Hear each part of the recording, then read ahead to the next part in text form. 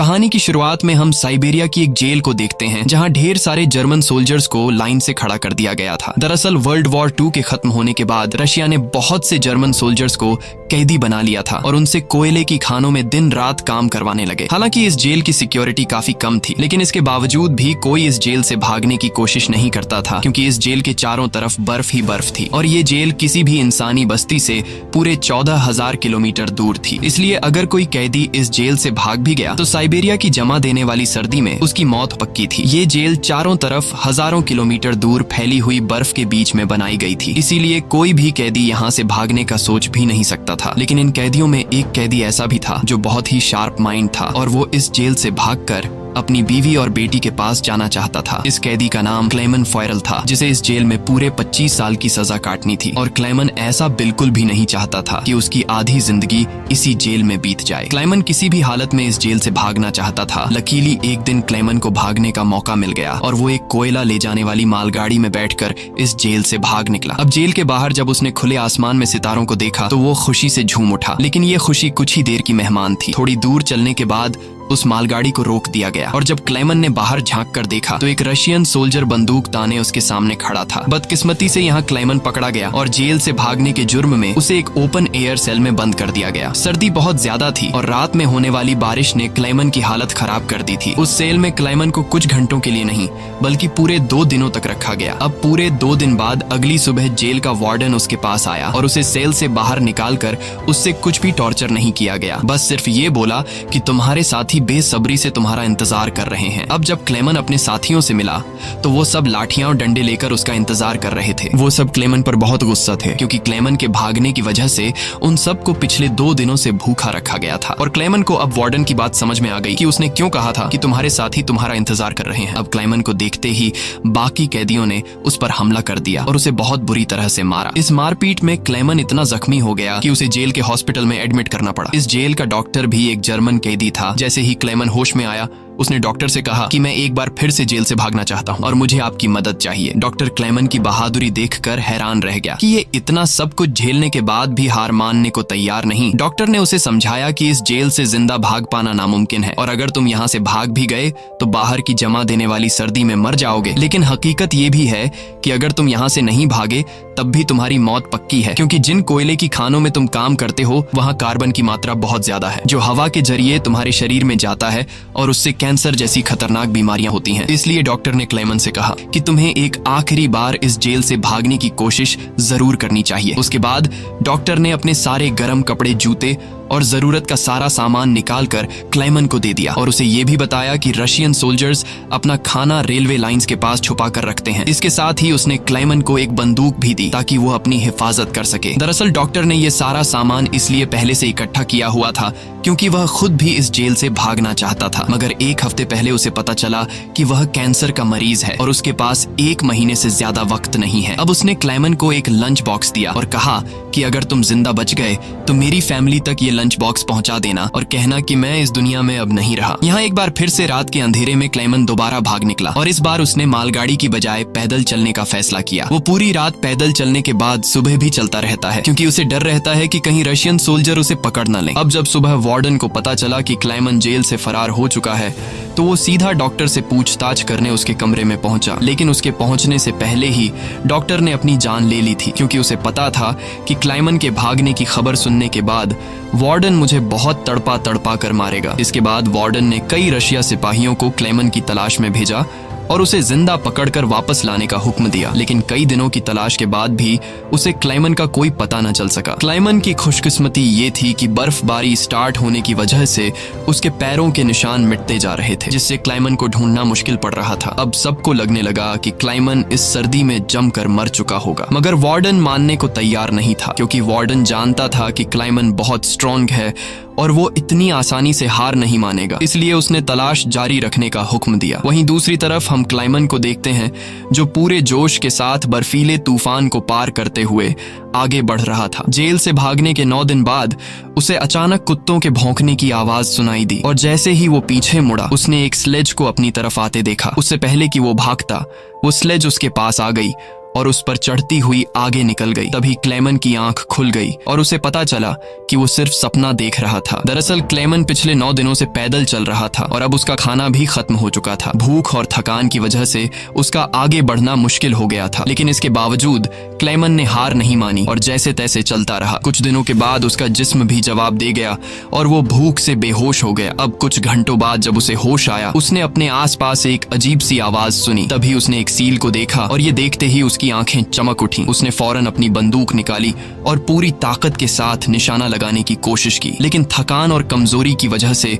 उसका निशाना गलत हो गया और वो सील वहां से भागने लगी। क्लेमन, जिसे कई दिनों बाद जिंदा रहने की एक छोटी सी उम्मीद मिली थी, वो इस उम्मीद को हाथ से नहीं जाने दे सकता था। क्लेमन फौरन उसके पीछे दौड़ा, लेकिन दौड़ते वक्त क्लेमन बर्फ टूटने की वजह से पानी में गिर जाता है, जिससे उसके पैर में चोट आ जाती है। लेकिन जख्मी होने के बावजूद वो सील का पीछा करने लगा। क्लेमन जैसे ही गोली चलाने वाला था, वो सील एक चट्टान के पीछे छिप गई। क्लेमन और आगे बढ़ता है और सील को दोबारा देख लेता है। उससे पहले कि वो पानी में जाती, क्लेमन ने अपनी आखिरी गोली चलाई और खुशकिस्मती से वो गोली उसे लग गई। ये देखकर क्लेमन खुशी से झूम उठा, क्योंकि अब सफर के दौरान उसे खाने की फिक्र नहीं थी। कई दिनों के बाद क्लेमन ने पेट भर कर खाना खाया और थोड़ा आराम करके अपना सफर जारी रखा। अब इतने लंबे सफर में क्लेमन बिल्कुल अकेला था और उसके चारों तरफ बर्फ के अलावा कुछ भी न था। इस माहौल में उसकी दिमागी हालत खराब हो सकती थी, इसलिए वो खुद से बातें करता और पॉजिटिव बातें कहकर खुद को आगे बढ़ने के लिए मोटिवेट करता। इसके साथ ही वो हर वक्त कैंपस के जरिए अपने रास्ते को देखता है, ताकि वो इस बर्फीली वादी में कहीं खो न जाए। इसी तरह दिन गुजरते गए और फिर महीने, लगातार 2 महीने चलने के बाद क्लेमन को इस बर्फीले मैदान में एक छोटा सा पेड़ दिखाई दिया। इस पेड़ को देखकर क्लेमन इतना खुश हुआ कि जैसे उसे कोई खजाना मिल गया हो और वो भागकर उस पेड़ को गले लगा लेता है। दरअसल ये पेड़ इस बात की निशानी थी कि क्लेमन लगातार 2 महीने चलने के बाद अब ये बर्फीला मैदान क्रॉस कर चुका है और आगे जंगल शुरू होने वाला है। थोड़ा ही आगे चलने के बाद ठीक वैसा ही हुआ जैसा उसने सोचा था। अब यहाँ से जंगल शुरू होने वाला था। बर्फ का इलाका खत्म हो रहा था। वो जंगल में बहुत खुश था। वो लकड़ियां इकट्ठा करके आग जलाता है और कई महीनों बाद पहली बार सुकून से सो जाता है। पर अगला दिन उसके लिए सुकून का था या नहीं,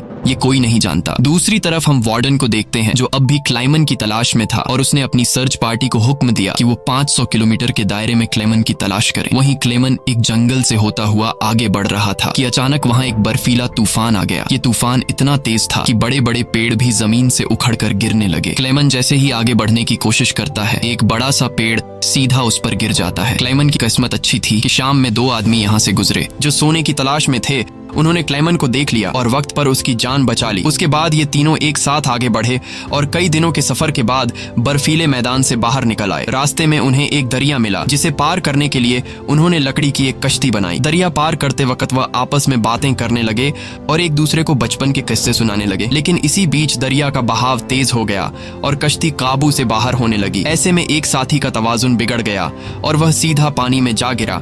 उसे तैरना नहीं आता था, वह डूबने लगा। ये देखकर क्लेमन ने पानी में छलांग लगा दी और किसी तरह उस आदमी को किनारे तक लाकर उसकी जान बचाई। दूसरी तरफ उनका दूसरा साथी उन दोनों को डूबने के लिए छोड़ देता है और अकेला आगे बढ़ गया। उसका दूसरा साथी बहुत ही लालची था। उसे लगा कि वो दोनों मर गए होंगे और लालच के चलते उसने अपने दोस्त का सोना भी खुद के पास रख दिया। थोड़ी देर बाद जब क्लेमन और दूसरा आदमी टेंट तक पहुंचे तो उस आदमी को अपने दोस्त पर बहुत गुस्सा आया और उसने उसे गोली मारकर उसकी जान ली। उसके बाद क्लेमन और वह आदमी ने सामान उठाया और सफर जारी रखा। वे दोनों कई महीनों तक इसी उम्मीद पर चलते रहे कि कोई इंसानी आबादी उन्हें मिल जाए। लेकिन दोबारा सर्दियों का मौसम आ गया और हर तरफ के जंगलात बर्फ की सफेद चादर में छुप गए। उस आदमी ने जो सामान उठाया था वह काफी भारी था, इसलिए उसे बर्फ में चलने में मुश्किल हो रही थी। ये देखकर क्लेमन ने उसका बोझ हल्का करने की कोशिश की और कहा कि कुछ देर के लिए अपना सामान मुझे दे दो। लेकिन यहाँ उस आदमी को शक हुआ कि शायद क्लेमन भी उसका सोना चुराना चाहता है, इसलिए उसने क्लेमन पर हमला करके उसे नीचे धकेल देता है, जिससे क्लेमन बेहोश हो जाता है। थोड़ी देर बाद क्लेमन को होश आया तो उसने देखा कि भेड़ियों का एक झुंड उसकी तरफ आ रहा है।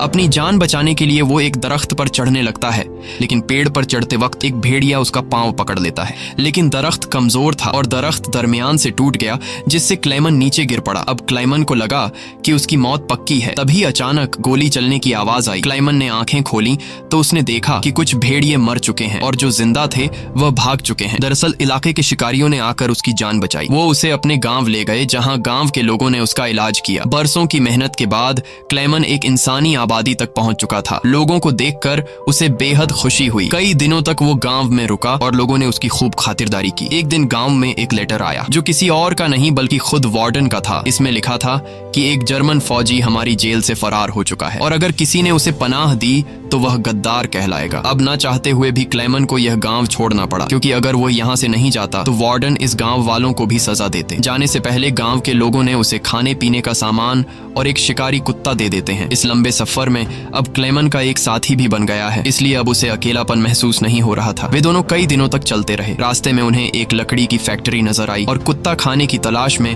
उसकी तरफ दौड़ा। अब क्लेमन अपने कुत्ते को बचाने के लिए मिल के अंदर गया। वहां वर्करों ने क्लेमन को पहचान लिया और उसे मालिक के पास ले गए। वहां जाकर क्लेमन ने मालिक को अपनी पूरी कहानी सुनाई, जिससे सबको क्लेमन पर तरस आया। उन्होंने उसे खाना खिलाया और जर्मनी जाने वाली ट्रेन में बिठा दिया। क्लेमन खुश था कि वह जल्द अपने घर पहुंच जाएगा, लेकिन वो नहीं जानता था कि मिल के मालिक ने उसकी खबर वार्डन को दे दी है। अब वार्डन अपने सिपाहियों के साथ स्टेशन पर उसका इंतजार कर रहा था, लेकिन स्टेशन पहुंचने से पहले क्लेमन ने दूर से रशियन सोल्जर्स को देख लिया और मौका मिलते ही ट्रेन से कूदकर भाग निकला। मगर बदकिस्मती से रशियन सिपाहियों ने उसे देख लिया और उसका पीछा करने लगे। क्लेमन ने जल्दी से पटरियां पार की, लेकिन अचानक न जाने वार्डन कहां से सामने आ गया। ये देखकर क्लेमन का दिल घबरा गया, क्योंकि अब उसे लगा कि उसकी बरसों की मेहनत जाया हो गई। अब इससे पहले कि वार्डन उसे गिरफ्तार करता, क्लेमन के कुत्ते ने वार्डन पर हमला करके उसे काट लिया और यूं एक बार फिर से क्लेमन को भागने का मौका मिल गया और वह पूरी जान लगाकर यहाँ से भागने लगा। लेकिन तभी उसे गोली चलने की आवाज आई और जब उसने पीछे मुड़कर देखा तो उसने अपने कुत्ते को मरा हुआ देखा। ये देखकर क्लेमन को काफी दुख हुआ, लेकिन इसके बावजूद भी वो रुका नहीं और अपनी पूरी ताकत से आगे बढ़ता रहा। उसके बाद वो पुल के ऊपर चढ़ा और नीचे से गुजर रही ट्रेन के ऊपर कूदकर वहां से भाग निकला और कुछ इस तरह से वो वार्डन के हाथों से फिर बच निकला। अब ऐसे ही दिन गुजरते गए और क्लेमन आहिस्ता आहिस्ता इस सफर में आगे बढ़ता रहा। देखते ही देखते साल 1952 आ गया और अब क्लेमन को जेल से भागे हुए पूरे 7 साल हो चुके थे। वो उस वक्त सेंट्रल एशिया में था और एक गांव के मेले में इधर उधर भटक रहा था। उस मेले में उसने खाने पीने की अलग अलग चीजें देखी। खाने को तो उसका मन कर रहा था, लेकिन उसके पास पैसे नहीं थे, इसलिए वो दिल पर पत्थर रखकर आगे बढ़ गया। तभी उसकी नजर 2 लड़कियों पर पड़ी जो मेले में पैनकेक्स बेच रही थी। क्लेमन ये पैनकेक तो खाना चाहता था, लेकिन उस बेचारे की जेब में 1 पाई तक नहीं थी, इसलिए वो मायूस होकर आगे चलने लगा। पर तभी उनमें से एक लड़की को उस पर तरस आ गया और उसने पैनकेक का एक हिस्सा तोड़कर क्लेमन को दे दिया। पहले तो क्लेमन को थोड़ा अजीब लगा, फिर उसने लड़कियों का शुक्रिया अदा करते हुए वो पैनकेक खा लिया। अब इस मेले में एक ज्यूइश आदमी भी था जिसने ये सब कुछ देख लिया था। उसके बाद क्लेमन एक चर्च में गया और ये आदमी भी उसका पीछा करते हुए चर्च में आ पहुंचा। दरअसल ये आदमी भी किसी जमाने में एक कैदी हुआ करता था, इसलिए उसने क्लेमन को पुलिस के हवाले नहीं किया और उसकी मदद करने की कोशिश की। उसके बाद वो क्लेमन को लेकर अपने घर गया, जहाँ क्लेमन ने कई साल बाद शेव की और अपने पुराने हुलिये में वापस आया। फिर उस आदमी ने क्लेमन को एक नया पासपोर्ट दिया ताकि वो रशिया के बॉर्डर को क्रॉस करके जर्मनी पहुंच सके। क्लेमन उस आदमी से बहुत खुश हुआ। जाने से पहले क्लेमन ने उसका शुक्रिया अदा किया